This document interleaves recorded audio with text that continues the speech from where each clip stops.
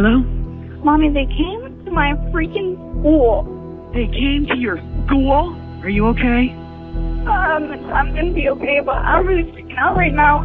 Oh my God. That bastard came to your school. Do you want me to come and get you? No, I have to be here. Alright, calm down and go back to class, alright? I love you. I love you too. My name is Stacy Caster. My husband has locked himself in our bedroom for the last day. I'm just getting a little concerned because I haven't talked to him since 5 o'clock in the morning on Sunday when he locked me out of the bedroom.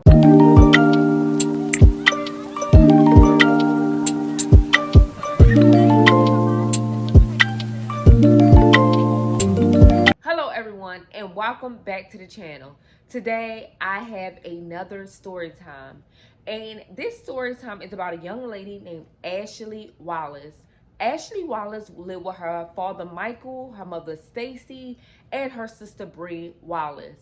Ashely's parents were married. They all lived in a healthy household, at least Ashely thought. Ashely described her parents as loving parents. They enjoyed each other, and she just remembered a lot of good times. Like every other family, it would be ups and downs, but Ashely, for the most part, remember good times. Ashely was vibrant. She was motivated. She loved doing activities with her family and her friends, but most importantly, Ashely described her relationship with her mother as her best friend. Ashely stated that she also loved her dad, enjoyed being around him, but most importantly, she adored her mother because she was her best friend. Ashely also said that Stacy considered her as her best friend, also her broke best friend, you know, like a mother and daughter bond. Ashely also goes to state that she would give anything to spend time with her mother because her mother and her had a real tight relationship to the point where they could talk about anything for hours. But again, she adored Michael at the same time. Now, Ashely at this time was 11. So eventually, Miss Stacy started feeling like she didn't want to be married to Michael anymore. And Stacy would, around November, ask one of her friends, who's the lawyer you used for your divorce? You know, tips, advice, a conversation between two friends. Now, Stacy would basically ask her friend, and her friend told her the lawyer that she used when she was going through a divorce. Actually, Stacy felt like this, but Ashely and Bree did not know that their parents were going through issues. I mean, to children, it seemed like a picture perfect, you know, family, but deep down in the inside, Stacy was thinking otherwise. So her friend gives her the lawyer information, but she also states that she's gonna wait, maybe around January or something, she would divorce her husband.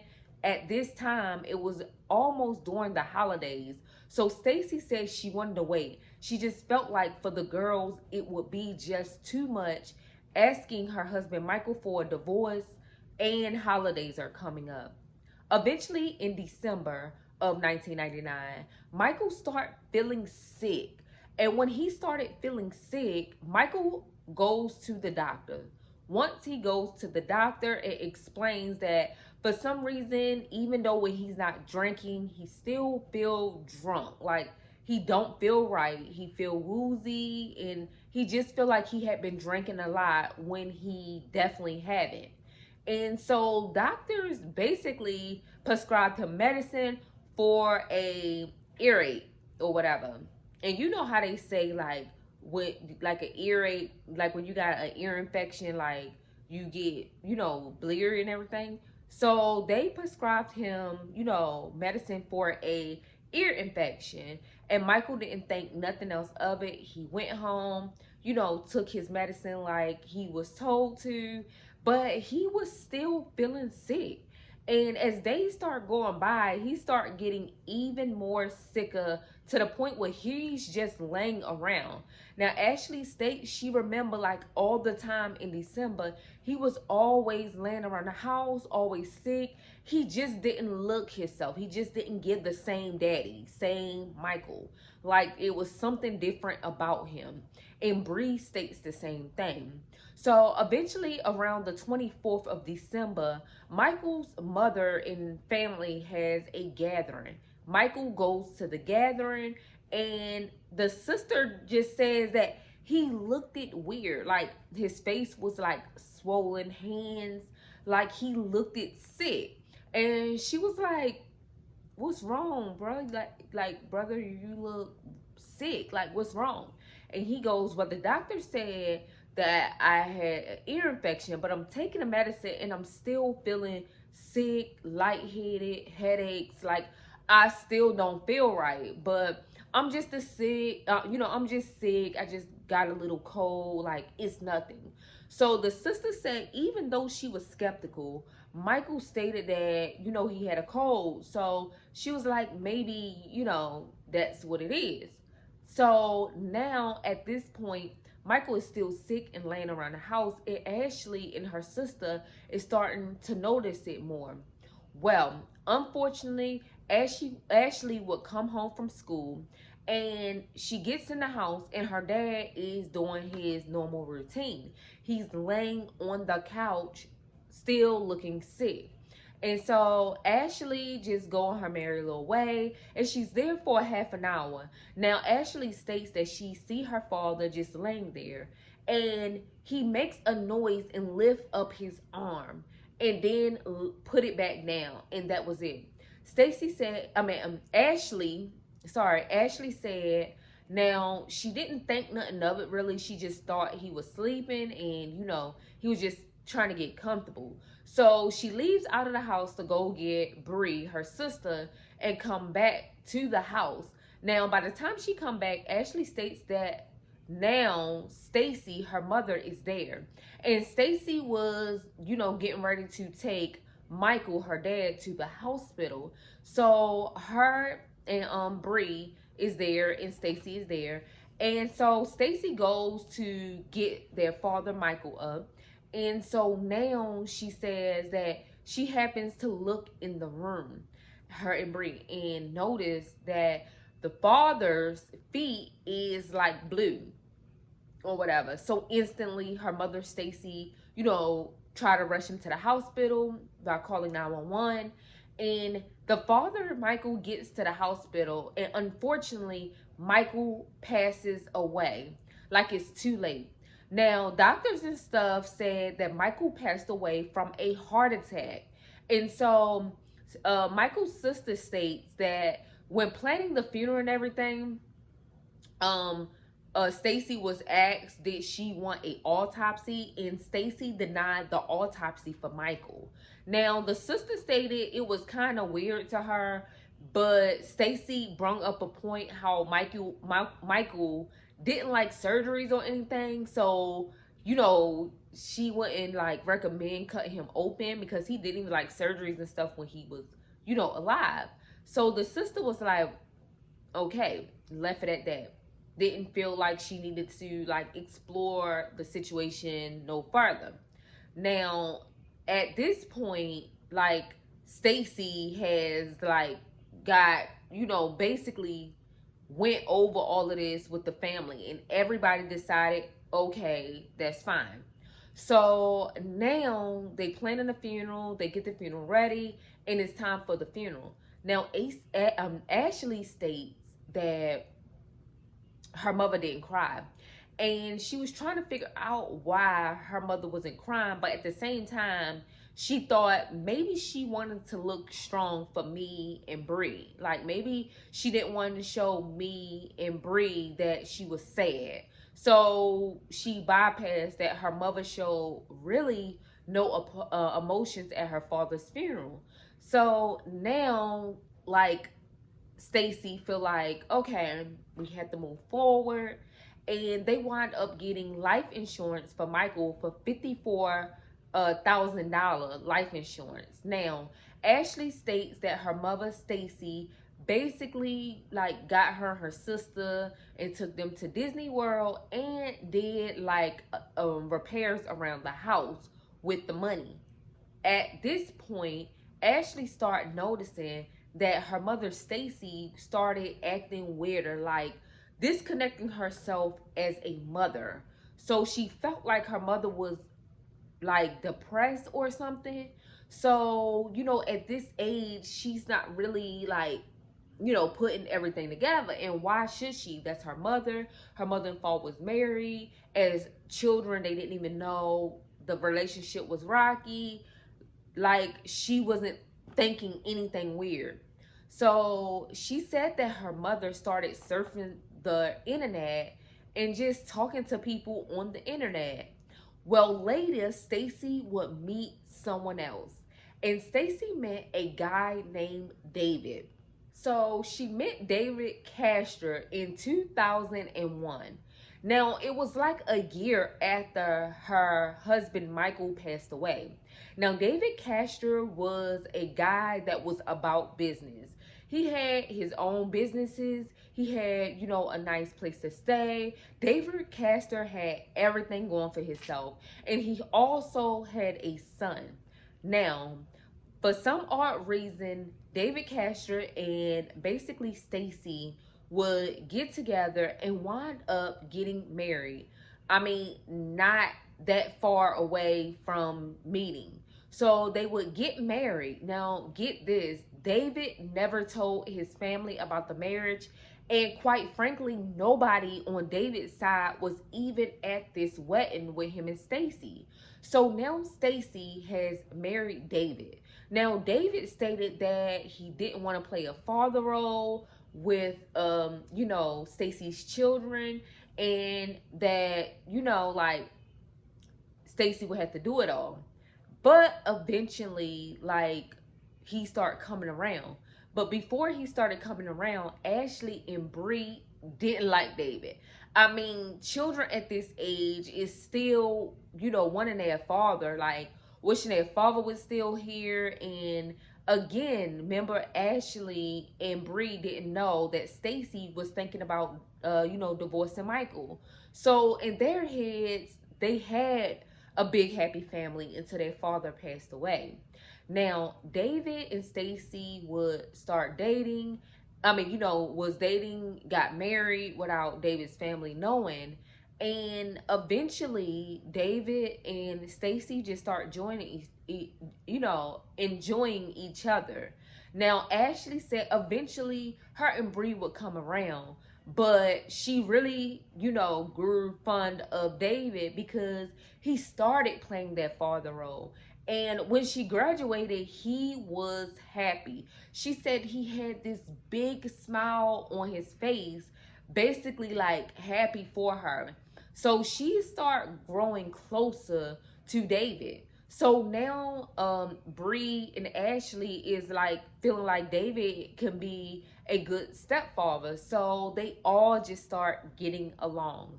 Now, eventually, David's son says that he didn't know about the marriage and he just didn't know. So he would speak up on his point of view about things.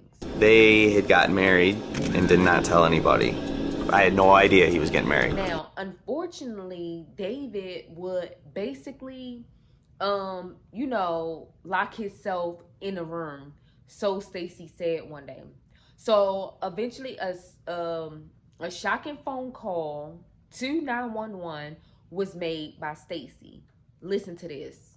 My name is Stacy Castor. My husband has locked himself in our bedroom for the last day. I'm just getting a little concerned because I haven't talked to him since 5 o'clock in the morning on Sunday when he locked me out of the bedroom. Now, Stacy goes to say that her husband and her got into a argument and her husband went in the room. And she said that he locked himself in the room and he had been locked in his room for a day or so. And so weird, like you don't hear any noises or anything. You don't feel like you need to figure it out. Stacy also said that in that argument, David tells her like, you and your children can leave, and then turns around and tells her, if you ever leave me, it's not going to end good. So it was wishy-washy what she was saying. David wound up being deceased. Detectives, police, and everything, EMTs got there after the 911 call, and they found David in the room deceased. Now, they stated that it was 2 glasses on, the nightstand, and one glass looked like it had antifreeze in it, and then the other glass looked like it was, cranberry juice or something in it. So now they don't know if David tried to commit suicide on his own or this is a murder. So they take stuff to forensics. Now, detectives said that they seen like a syringe in the kitchen in the trash. So he was like, okay, if David killed himself in the room, why would a actual syringe be in the kitchen? So now they're looking at Stacy like, your story don't add up, ma'am. But little behold, they did that investigating work and basically sent stuff to forensics and everything. But at the same time, detectives are wanting to get Stacy in and question her. Now, her story remained the same about how they got in an argument. He went into the room with antifreeze and locked the door. And she just was like frightened and didn't know what was going on. And she called 911. That was her story. So she finally breaks the news to her daughter Ashely and Bree that David had passed away. Now Bree was like shocked. She was like, okay, this is weird. You done lost somebody that's really close to you again, just like that. Bree was just not feeling her mother. And quite frankly, FBI and investigators wouldn't either. So they still couldn't do anything until forensics came back. So meanwhile, Stacy would now be able to collect David's life insurance policy. I mean, on that life insurance policy, it says that David left everything to Stacy. So this is when David's son speaks out, and this is what he had to say. Stacy admits she helped falsify David Castor's will after his death to make Stacy the sole beneficiary, evidence that comes as a relief to his son, David Castor Jr. It made me feel a lot better, like that he remembered good times, not just the bad time. So in 2006, 1 year later after David passes away, the forensics come back and it shows that the story that Stacy told police didn't add up. She said that David had got drunk, like pissy drunk, and the lab work did not show that he had even drunk anything. So that didn't add up the story she gave police. But mind y'all, Stacy got his life insurance and she was taking her girls on trips, spending more time with her girls as mother and daughters. I mean, she went back to her motherly duties with David's money. But again, like, the forensics didn't add up with her story. And also the lab work showed that the glass that the antifreeze was in had Stacy handprints on there, and the syringe had David's DNA on there, but also handprints from Stacy. Now, at this point, investigators think they got something here. But before questioning Stacy, they wanted to bring in her ex-husband. So they start like trying to figure out who, her ex-husband was, who her kid's father was. So they wind up realizing that Michael had been deceased and that Michael passed away. So now I don't understand how that worked, but investigators were able to get Michael digged up and basically forensics done on him, like an autopsy. And so at this point, they found out that Michael and David both had antifreeze in their system. So they on it now. They ready to question Miss Stacy. So they finally bring Stacy in for questioning, and things start taking a turn for this case. Now they start going hardcore this time with Miss Stacy because it's no need to be light with her anymore. Like, they wanted a confession and they wanted it now. So the investigator gets Stacy in and was like, yeah, we feel like you got something to do with David's, death. And she was like, no, I love my husband. Like, I wouldn't never. And they was like, okay, but what about your other husband, Michael? And she goes, I loved my husbands. Like, I would never do anything like this to my husbands. And so investigators was like, no, ma, no. Like, all of it don't add up. None of it adds up. So now Stacy is feeling like they're on her. And investigators throw a shooting question that made a huge turn in this case. He says, okay, Stacy, here's a picture of where the glasses was. Can you tell me which glass you poured cranberry juice in for David? And Stacy goes to say, well, when I poured the antifreeze, and then she stopped. And instantly, investigators was like, yeah, you ain't as smart as we thought you was. Yeah. And so investigator was like, okay. And he goes off to ask Stacy another question, and Stacy stops him right there.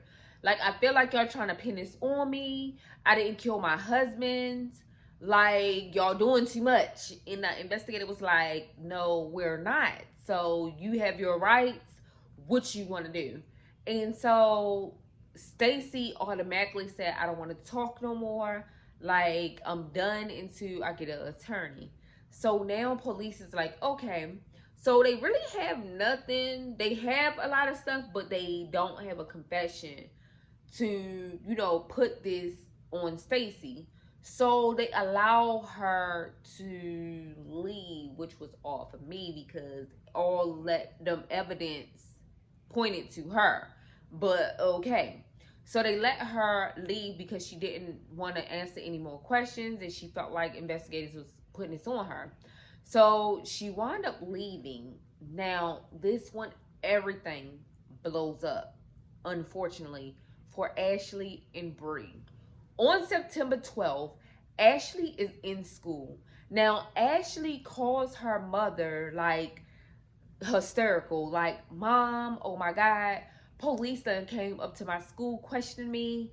And they stated that they digged my father out of the ground and they feel like he was poisoned. Like, what is going on? Like, she was like scared. She didn't understand what was going on, and it was just weird to her. So again, like a daughter would do, they would reach out to their parent. So that's what she was telling her mother on the phone while still in school.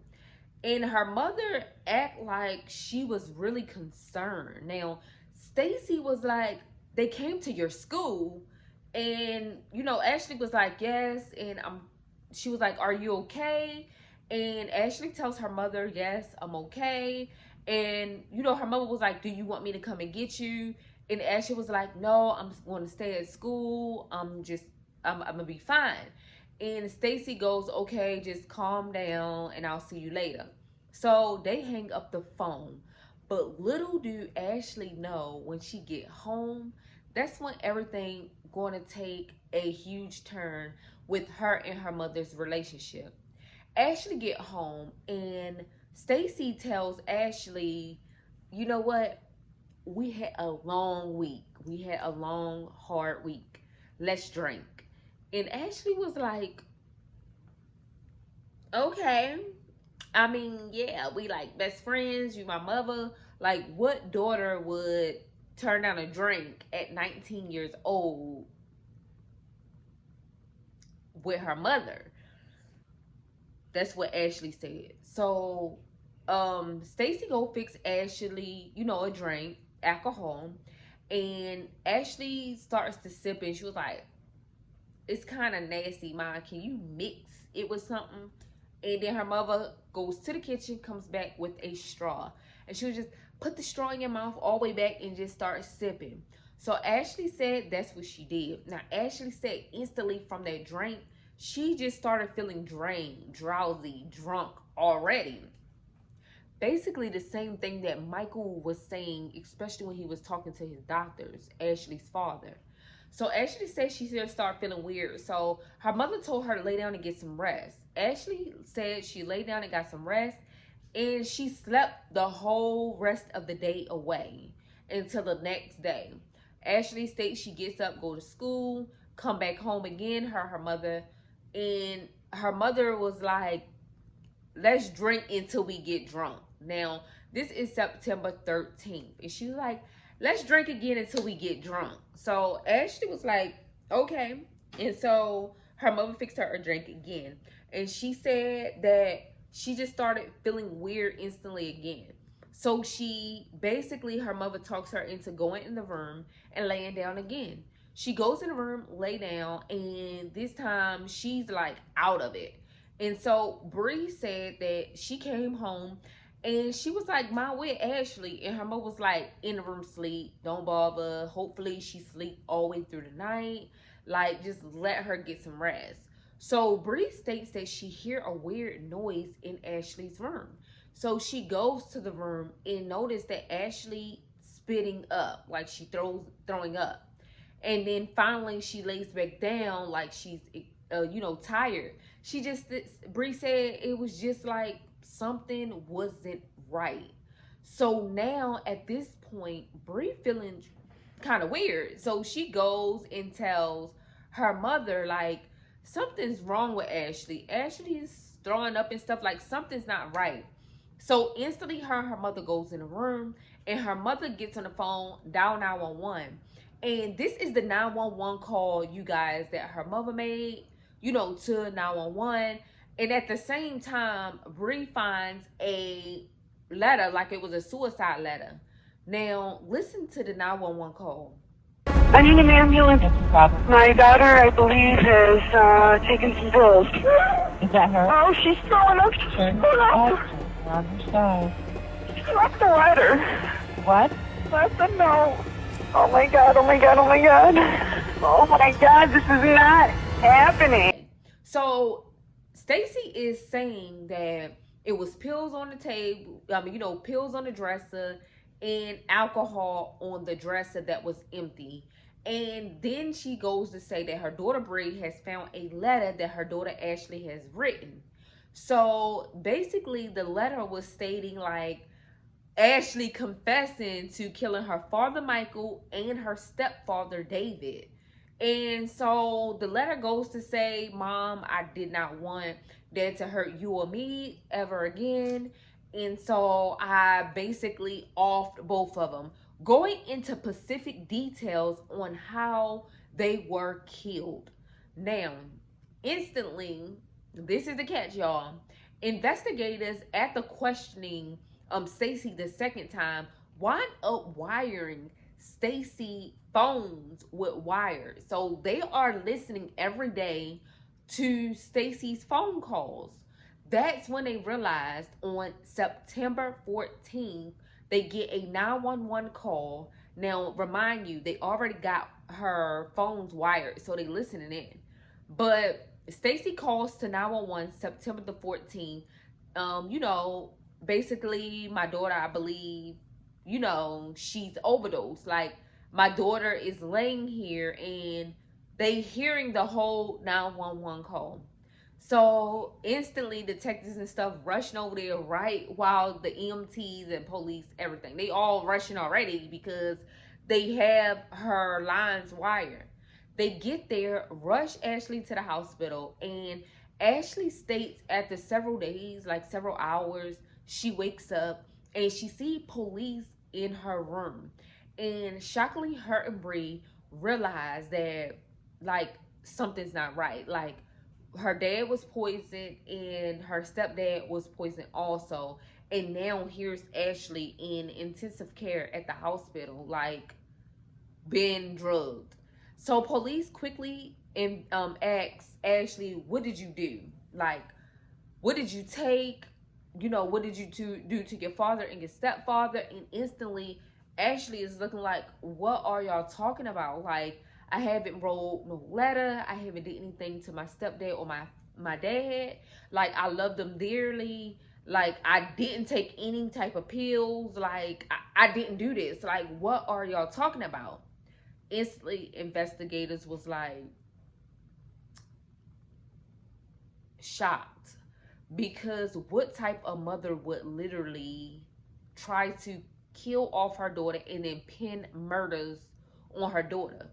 So basically, Stacey just felt like investigators was getting down to the bottom of it. Like, investigators was on her. So her first thing was to outsmart them. And her idea was to throw everything on her 19-year-old daughter, Ashely. Ashely would soon realize that her mother wasn't the best friend she thought she was. Ashely witnessed her mother even stating that it was Ashely that did all of it, even though Ashely knew that she didn't do anything. Now, they go and pick up Stacey and put her in handcuffs. Now, Ashely did state that at first Stacey was in, the room, like she rushed in the room when she found out that Ashely had finally woke up. She rushed in the room, was like, oh my God, my daughter. And she gets in it and says, I'm sorry, Ashely, I love you, and hurry and leave out. But she got out the hospital quick enough before police can get her. But once they realized that something wasn't right, investigators clearly went and picked up Miss Stacey and locked her up for murder. January 13th, 2009, Stacey would now face trial. Stacey was charged with second-degree murder and second-degree attempted murder. So she has two charges. One for trying to, kill off her daughter, and two for murder of both husbands.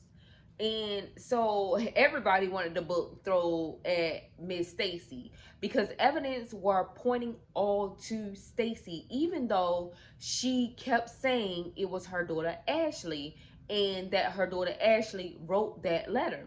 Well, in court, they realized that instantly Stacey lied about the letter. Now, the letter wasn't handwritten, it was typed.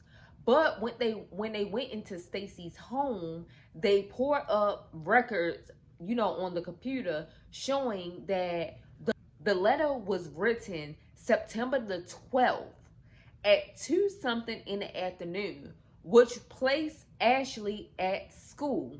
So this letter wasn't written by Ashely because Ashely was at school. So then they go to show that both of her husbands endured antifreeze. Then they show the basin where it had David's DNA on there and antifreeze and also Stacey fingerprints. They also go on to say how she just tried to off her daughter and pin everything onto her daughter. Now, detectives also saw where her dad was, had passed away too. And they're trying to say that Stacey, murdered her dad also, but they never could pinpoint it or point Stacey to his murder. So all evidence was broken loose inside the courtroom. Now, jurors went out to elaborate on what they wanted to decide. Meanwhile, Ashely and Bree and David's son and other family members, Michael's sister, everybody was waiting on a verdict. So eventually jurors came back in and the judge asked them, have you all decided? Jurors said yes, without a doubt. Now, for the charge of attempted murder, she was found guilty. For the charge of murder, Stacy was found guilty of all charges. And instantly, Bree described Ashely falling to her knees when she realized that Joris had made a decision. But she was more relieved when the verdicts came that her mother was guilty of all charges. If you hear Ashely's voice, oh my God, y'all, like, you can tell she was devastated. She was caught off guard because she looked up to her mother.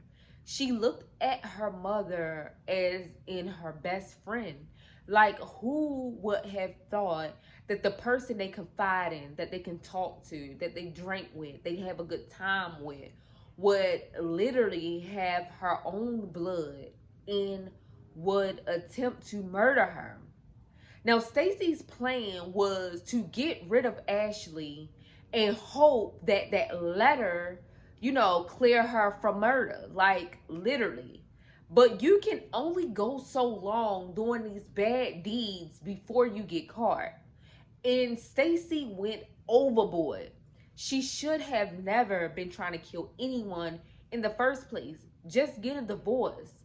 But for a mother to put her daughter in position where not only she could die and you could kill her, but write a suicide note stating that she killed her both father, stepdad and father, and tried to harm herself is just weird, demonic, evil, extra. Like, you deserved to be put away. Now, they gave Stacy like 55 years, but Stacy wound up dying, in prison. So Stacy is no longer alive. And clearly her daughter Ashely don't even call Stacy mother. Like, she been stopped calling her mother, and she just called her by Stacy. Like, Ashely was devastated. She was hurt.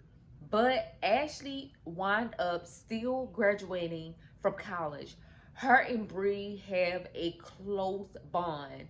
They always around each other. They always enjoying each other. And most importantly, family and friends are by both girls' side on their life journey without either of their parents or their stepdad. So I say this to say,